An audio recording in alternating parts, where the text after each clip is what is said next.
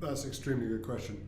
If you look at the way that technology has developed since Blue Prism started in 2002, it started very much as a process-driven, task-oriented technology.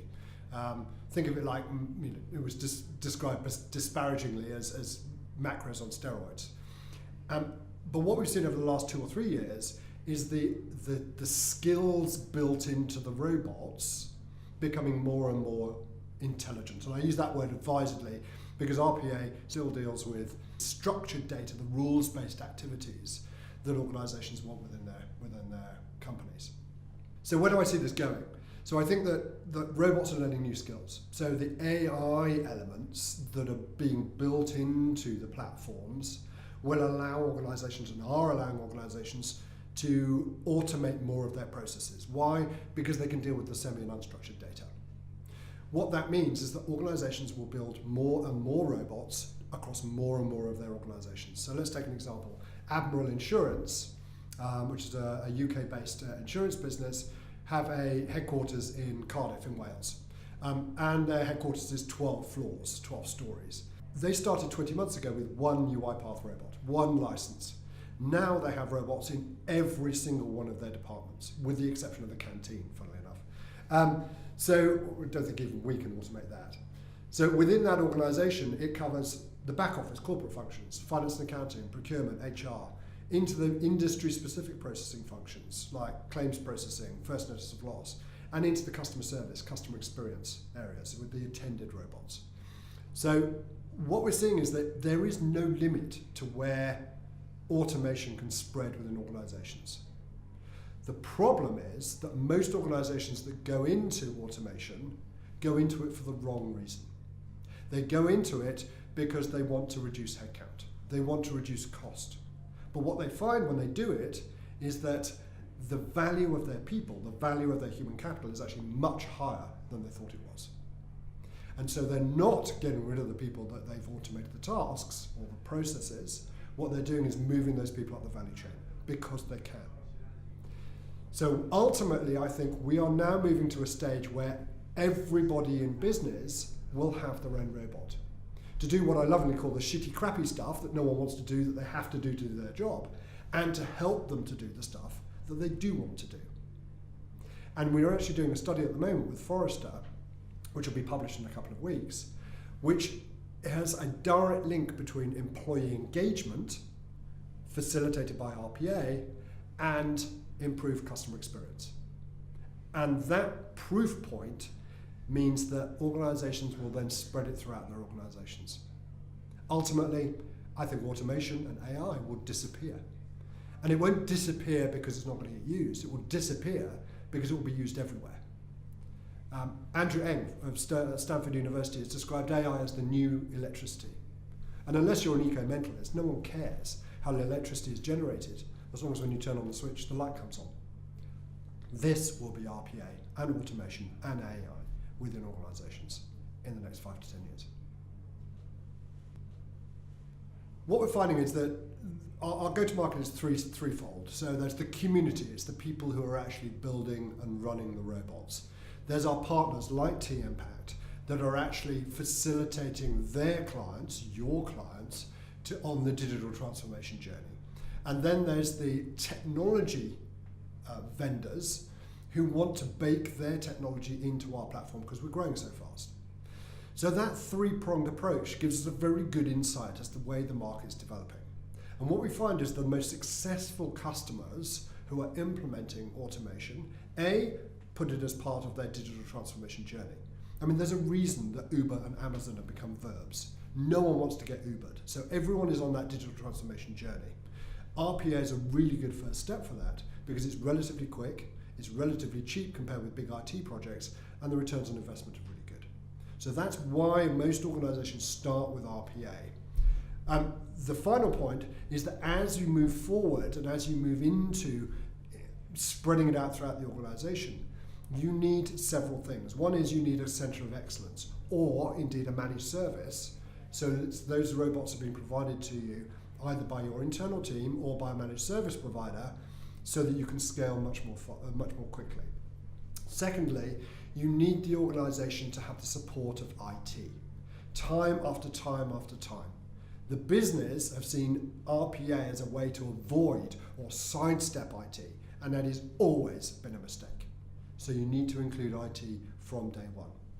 And if you think about it from a geography perspective, RPA and AI isn't necessarily a technology solution. What it is a change agent.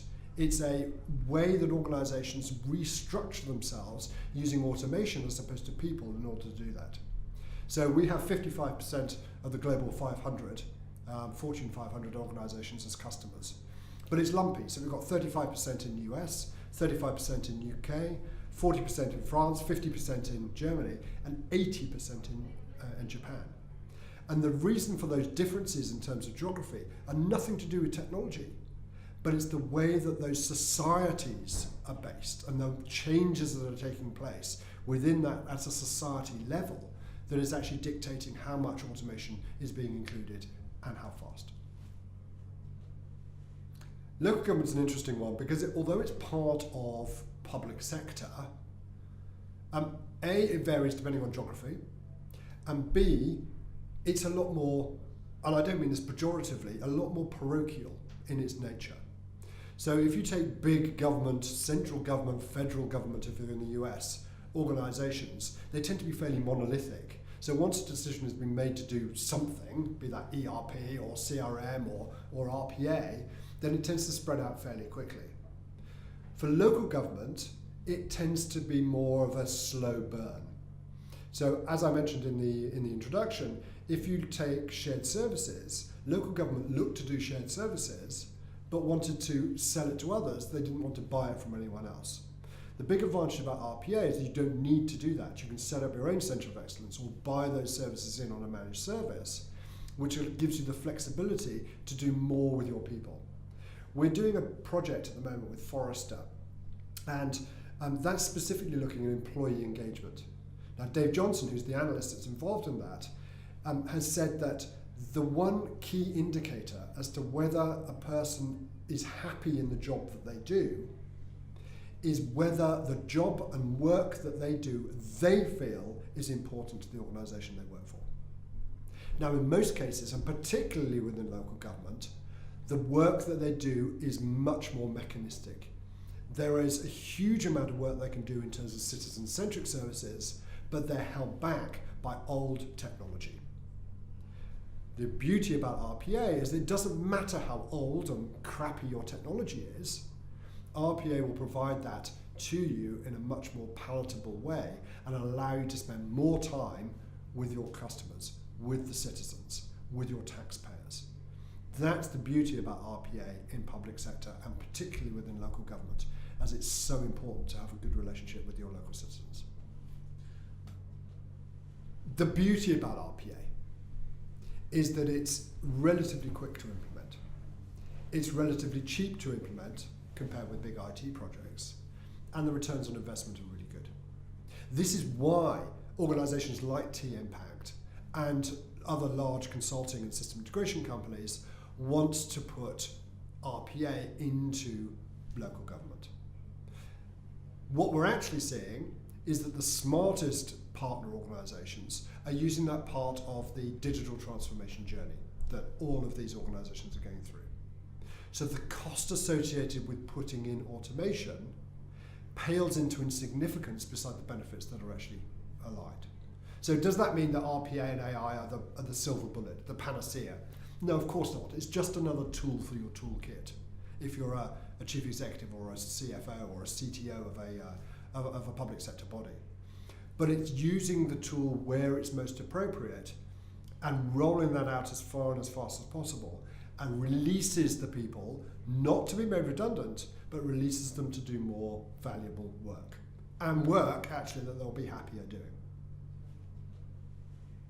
When you look at why organizations went into RPA, and you look at what organizations have done over the last 2 or 3 years, which is when we've seen a real acceleration in the adoption of RPA, every organization goes into automation for the same reason.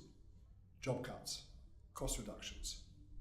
All of them are wrong. genuinely wrong.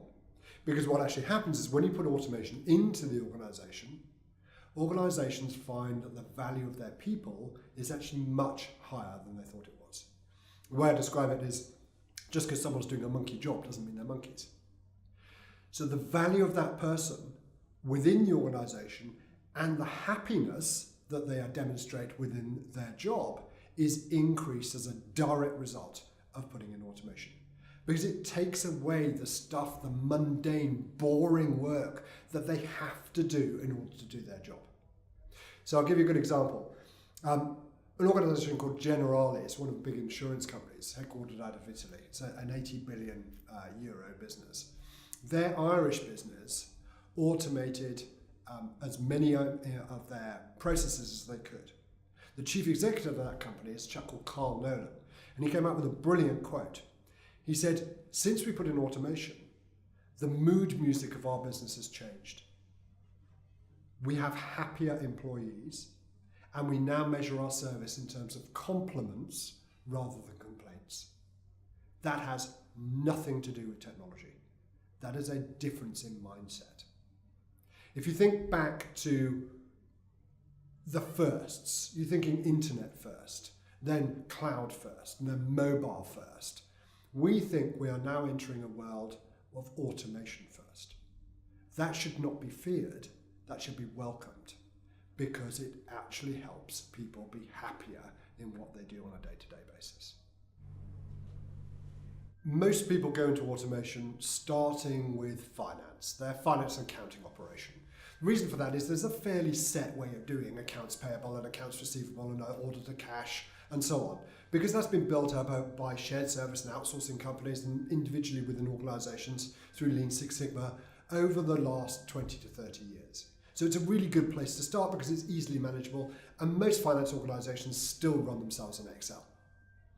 So facilitating automation within those organizations is much easier. When we look at it per geography, it varies because different geographies operate in different ways. So let's take a burning platform type activity and geography. Japan is a really good example of that. So in Japan, the population peaked in 2010. Plus all the baby boomers are now retiring, which means the amount of work that people do in Japan is becoming dangerous levels. The average Japanese worker works 60 hours a week. The Japanese government define dangerous levels of overwork as more than 106 hours a week. There is a word in Japanese called koashi, which means to work oneself to death, and people do. So there is no choice. They have to automate, which is why UiPath has a penetration rate of 80% of Fortune 500 companies based in Japan are you already using our technology, let alone Blue Prism or automation anywhere. So those organizations have to do it because there is no choice. Over the next 5 to 10 years, every industry and every industrial and post-industrial nation around the world will come across the same problem. There is no choice. This is a way of not only increasing the efficiency, enabling you to stay ahead or even stay level with your competitors, but also it's a way of improving the lives of your employees. It's very unusual that you come across a technology that is able to do that, and that is what RPA can do.